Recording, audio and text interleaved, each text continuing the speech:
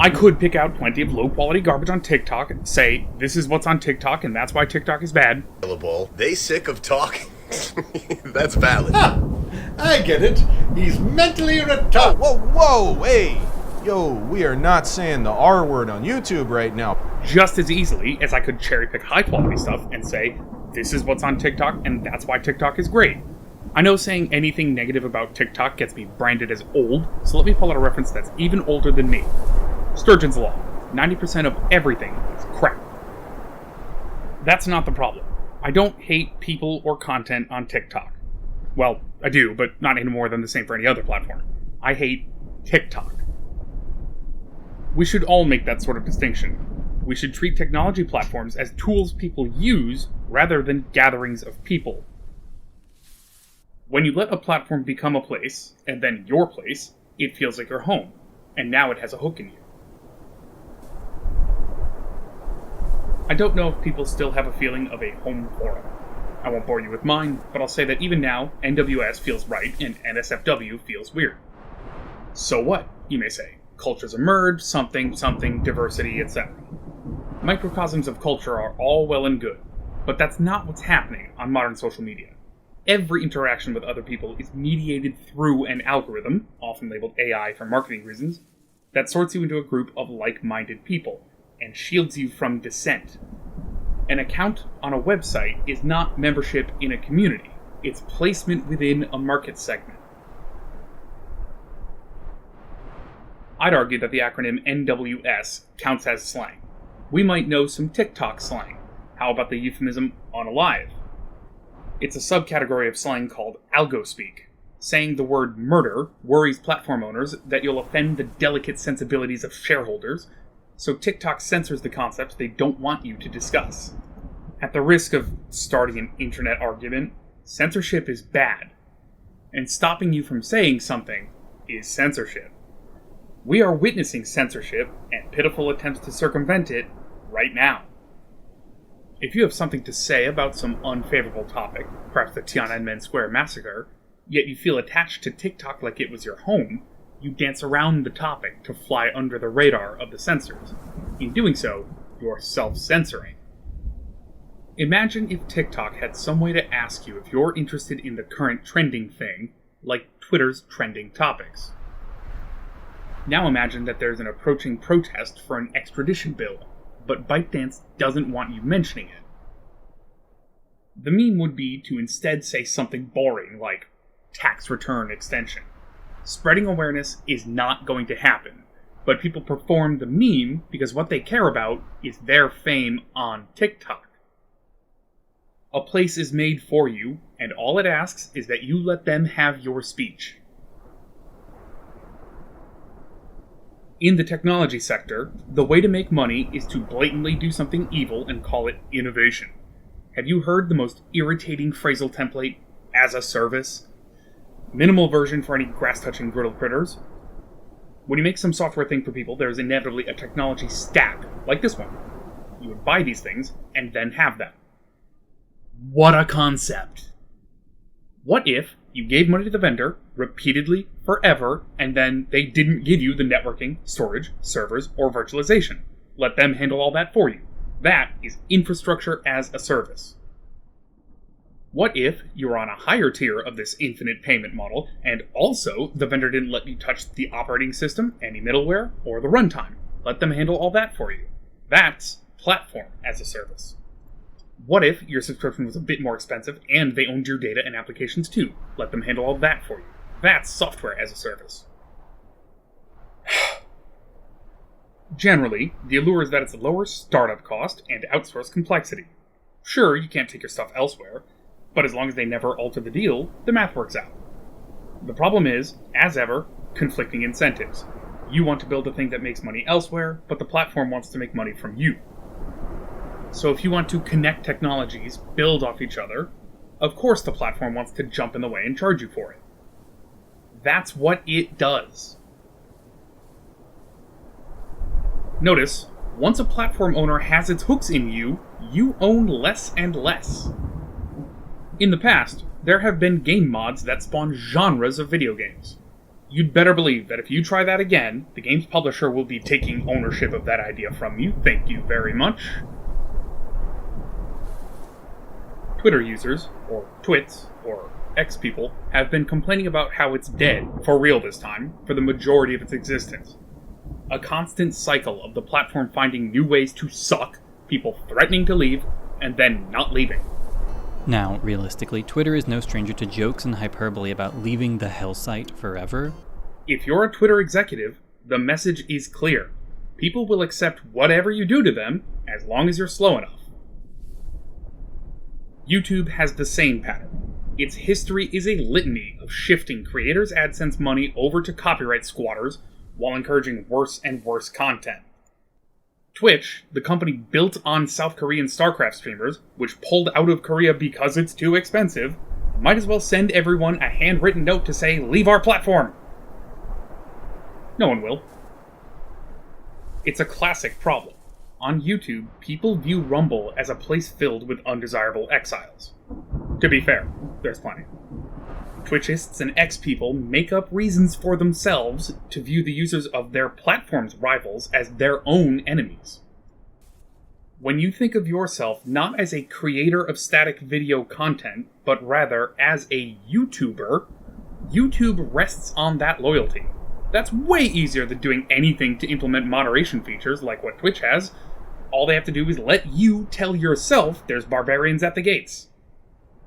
If you have the inexplicable addiction to Twitter that the world seems to have, you won't dream of being able to post 1,024 characters at a time, like we've been doing on Mastodon this whole time. Or you might say something dumb like this. Essentially, Williams tried to make the first idea, and it didn't go super well because Twitter but more words just means a feed of Facebook rants. To make it easier for you to rationalize something else dumb, like, seriously, good luck finding a site that isn't owned by an ethically compromised billionaire. without realizing that a communication network doesn't have to be centralized under one man's stock portfolio. So you don't have to weigh the choice of ditching your entire social circle against contributing to the property of someone leaning hard into fascism. What if, rather than platform barons trying to take everything they can from you, they spent that effort trying to take from each other? We could federate them together. But I'll spare you a second episode of Fediverse evangelism. You know what was federated well before the Fediverse was built? Email.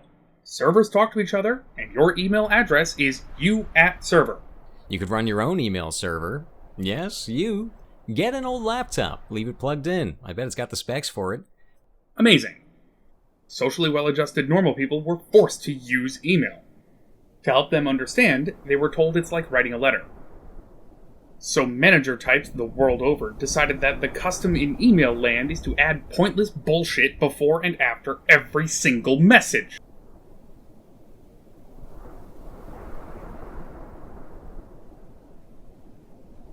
Jonathan Doe, MD, Esquire, Chief Assistant to the Executive Administrative Assistant of Regional Internal Officers. Hello, H. Berger. I hope this missive finds you well. I'm gonna need you to go ahead and come in tomorrow. So if you could be here around 9, that would be great. Okay? Tech Solutions Technology Solution, Bumfuck, Iowa. Visit us at clownpenis.fart. Call us at 555-777-7777, extension 1497-A1. Connect with us on LinkedIn, Twitter, Facebook, Pinterest, Snapchat, OnlyFans, Tinder, Grindr during June, WeChat, WhatsApp, send us an email. Disclaimer: the content of this message is protected by Magic Legal Incantation 21497, subsection 12408. By having an email address that receives this email, you agree to waive your right to a trial by your peers, now and in perpetuity. Begone, and a pox upon thy house, hyperlitigator!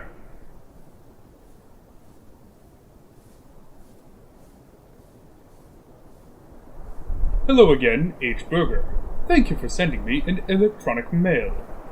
It has come to my attention that you aren't using official company letterhead. This is unprofessional and reflects poorly on our corporate image. Please rectify this immediately. That's based on a true story. A common one, surely. Unfortunately, people think of that as a story typical of email and treat email accordingly. But the technology is irrelevant. That's a story typical of communication with soulless business husks. Nevertheless, rest in peace, email. Greatness squandered. You and I could send one-word emails. We could email memes. But its association with a workplace chains it to miserable connotations. Speaking of technologies associated with cufflink-wearing motherfuckers, Bluetooth headsets. If you're constantly talking on a phone, it's more efficient. However, they were indelibly marked with the reputation of making you look like a douche. And that's a very honest statement. It makes you look like you're one of those people spending 8 megs per message trying to get your email to cosplay as custom stationery. And, to be fair, getting people to tolerate wearable technology is an uphill battle. How many generations was it before we decided to stop making fun of people for wearing glasses? Even then, not because they're miraculous vision-improving technology, only because someone who wears glasses doesn't do so by choice. I've described myself as an information-era relic. The advent of the internet promised sharing information. Arguably, it did. But what nerds don't realize is that normal people don't spend their time giving or receiving information. Case in point, Stack Overflow. Stack Overflow is, or perhaps was, the last bastion of practice on the internet. Forever, idiots would say, just Google it, to any question. Having never thought or had questions themselves, they assume Google knows everything, and will tell you. What they forget is that what Google does is search. So most of the time, what you're searching for doesn't exist. 99% of the time someone says, just Google it, the results are old forum posts or Reddit posts where someone says, just Google it. Stack Overflow was building the reference. You know, the point of the internet, the information we're all now connected to, the Google results. But every single time someone brings up Stack Overflow, people come out of the woodwork to tell them themselves. I asked those nerds to do my work for me, and they had the gall to tell me my question was already answered. Can you believe the sense of entitlement on those gatekeepers? It has a reputation for gatekeeping because it's meritocratic. People complain about needing points to act, but the fact that they don't understand why you need points on Stack Overflow does not inspire confidence that they understand whatever they intend to contribute to it. People who refuse to assimilate but insist the world should bend to them cannot understand this. It has a reputation for being toxic, with people who expect their authority to be axiomatic. To these, it's not about writing the record, it's about building their self-image, relegating any external effects to, at most, an afterthought. Stack Overflow is building something to be referenced. That concept is lost on people whose only metric is number of eyeballs watching ads. Observe this dogshit take. Since then, things at Stack Overflow went from bad to worse. The volume of questions asked has nearly dried up, new data shows. A smarter person would understand, less new questions means the project is finishing its goal. However, ChatGPT is faster, and it's trained on Stack Overflow data, so the quality of answers is similar. Again, the AI faithful have no concept of concepts. Stack Overflow is correct because users understand concepts. But for this so-called engineer, that's inconceivable. If ChatGPT writes more words on the subject, looks good enough to me. Plus, ChatGPT is polite and answers all questions, in contrast to Stack Overflow moderators. Notice 2 more points. 1, he does not understand the concept of sharing information. He only measures the act of asking and answering. Stack Overflow questions get marked as duplicate frequently, because the question has already been asked and answered. 2, he imagines moderators as a cabal of gatekeepers stifling him, when it's the community at large disobeying him. In January, I asked if LLMs are making Stack Overflow irrelevant. We now have an answer, and sadly, it's a yes. I don't know why he says sadly. He doesn't want a reference to learn from. He wants a sycophant to save him from learning. I'll certainly miss having a space on the internet to ask questions. I'm sure we'll see spaces where developers hang out. The way he thinks of Stack Overflow is like if he went to Wikipedia, but only talk pages where he asked about the information in the regular article.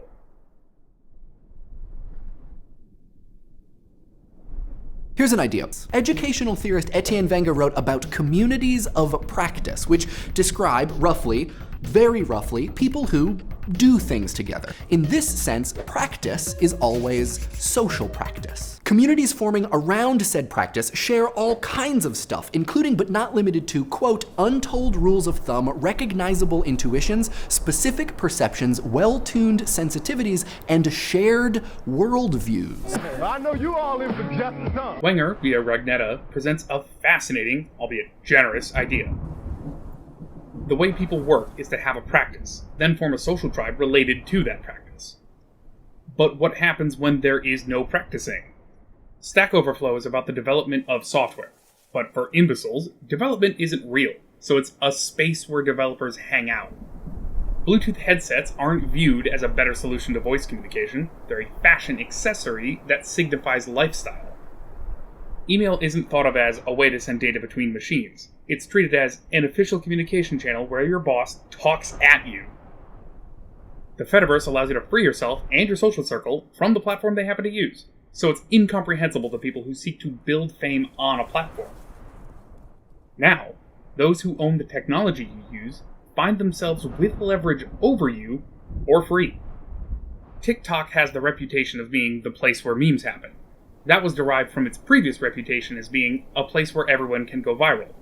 But the comparative ease of going viral was because of manual intervention by ByteDance. They crafted exactly the community they wanted. And it was easy. They manually add heat to videos. So of course people took to TikTok. Rather than YouTube promoting some decrepit talk show skeletons disguising their financial investment in the abysmal status quo as frosty cold political takes, TikTok entices you by putting good-looking women up front. All you have to do is mute whatever terrible music they're dancing to. Its technology is actively trash. It's built on unapologetically actively manipulating what you know about. And it's owned by a company with a history of doing so. Whenever someone self-censors with Algospeak, they have given away their voice to their corporate overlord. If you indulge that sort of person, you give your attention to their corporate overlord, who in turn decides what they will allow you to see. I know, arguing censorship is bad actually is an uphill battle for some reason, so let me leave you with some quick examples. I know lots of people just add Reddit to every Google search they run to hopefully get actual people talking to each other, but I think people forget Reddit has a proud history of fun and or useful bots. The value of getting conversation from Reddit is that when someone says something stupid, someone else can tell them they're stupid. Is Atomic Wallet open source? Some brain-dead Marketron says, yes, it uses open source components. And then a person can have a comment right under them saying, that's not what words mean. Because while Reddit loves brands shifting from follow us on Facebook to join our subreddit, Redditors might have some unprofitable things to say. Contrast this with YouTube trying to algorithmically add context. I can think of a case where this is tantalizingly close to being useful. People are constantly asking Kyle Hill about his hair, and he generally has two useful points. One is go to the place where hair experts are, and the second one is use argan oil. What is argan oil? Here's someone who calls herself Dr. Dre, no relation to the warrior poet, I assume. YouTube adds context. Yes, Dr. Dre is a doctor, licensed in the US. But that's it. How much nutritional quackery is perpetrated by Dr. Phil, who is a doctor of psychology? Not to mention chiropractors. If that little information bar showed me what Dr. Dre is a doctor of, that would be very useful. Check it out, a nice link to the Texas Medical Board affirming her credentials. Went to her website. She practices in Texas, Googled the Texas Medical Board, punched in her name. Easy. For a platform like YouTube, That rigor is hard. And why bother? Viewers aren't supposed to click the link, you're just supposed to see that YouTube put it there, so you can feel reassured that you can trust that YouTube is both telling people the truth and tolerating unfavorable speech. Their system isn't great at this. Here's Erik doing a whole video mocking HARP conspiracies. The context Google adds is for climate change. Close, but they have a card for HARP, leading to an amusing screenshot of a HARP video mocking another HARP video that has the HARP card, but given a different card. Keep the cards in mind. YouTube also prevents videos from being posted. There's a great metal remix of Kenneth Copeland blowing a divine wind. I reposted that, and my account will carry a mark with it forever for medical misinformation, despite no information, wrong or otherwise, medical or otherwise, being in the video. And that is why YouTubers Voldemorted the pandemic. It would be suppressed. So if you're home, for any variety of reasons, whip your dick out on Discord! Beach, no! Meanwhile, the context cards are a way for YouTube to demonstrate condemnation of a message, give themselves credit for not censoring, and let viewers believe it's easy to circumvent any censorship efforts while actually censoring. YouTubers, of course, obey the rules. Success is not communicating a communication to their community. What matters is their profitability on the platform. They pass the buck to the algorithm. We'd love to mention forbidden topics, but the algorithm won't let us. The platform owners are people who would easily understand the situation, but they don't plan on that level of intervention. They build the platform to run itself. We'd love to handpick what gets suppressed and what gets proliferated, but there's too much. The algorithm handles it. To post any review on Amazon, it has to be approved by Amazon. Whenever you post a review on the Google Play Store, it reserves the last word for the app's owner, which is usually a form letter and a link to their FAQ. Remember when Bethesda advertised a canvas bag and delivered a nylon bag? First move, they sent an email that effectively said, "Caveat emptor, bitch." Second move, they blamed material supply. A shortage of material, apparently. That was quickly debunked. Because it turns out they did make the canvas bag, except they gave them all out to influencers. Oh dear. It's not the same one, of course, but it's sourced from that ever-scarce material, canvas. How many times have we seen a company get called out by an influencer for some reason or another, then they immediately move to fix it as a one-off for that influencer? So I actually called and emailed a couple different departments at Disney asking for a refund and wasn't able to get one. They just said no. But then I complained on my Twitter account, which has a lot of followers, and suddenly they personally called me and gave me my refund. But I just always feel very cynical when I try to resolve issues through the appropriate channels available to all customers, and nobody will help me until they find out I'm an influencer. I spoke with several other guests who got Memory Maker and had the exact same problems as me, and they never got refunds. Mere mortals like you and I, we get an algorithm built into the platform serving only economic incentives. The algorithm will decide.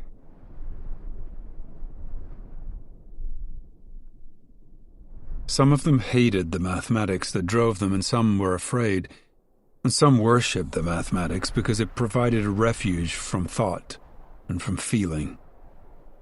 If a bank or a finance company owned the land, the owner man said, "The bank, or the company, needs, wants, insists, must have," as though the bank or the company were a monster, with thought and feeling, which had ensnared them.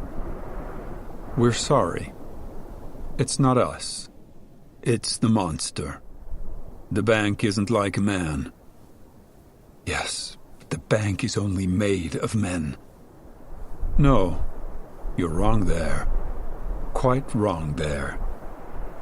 The bank is something else than men. It happens that every man in a bank hates what the bank does, and yet the bank does it. The bank is something more than men, I tell you. It's the monster.